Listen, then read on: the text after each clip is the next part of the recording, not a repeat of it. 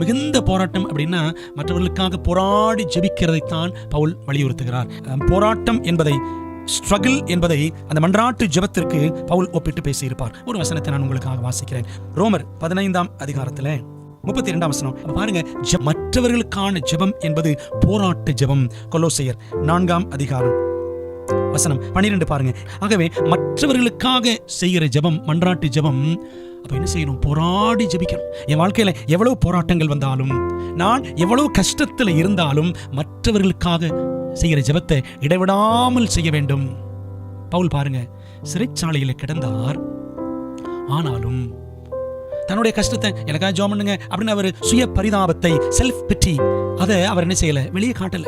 என் நிலைமை எப்படி இருக்கு, ஊழியக்காரன் எனக்கே எப்படி ஆயிடுச்சு, no self pity at all. எனக்காக ஜெபிங்கள் சொல்லும் பொழுது என்ன சொல்லியிருக்கிறாரு?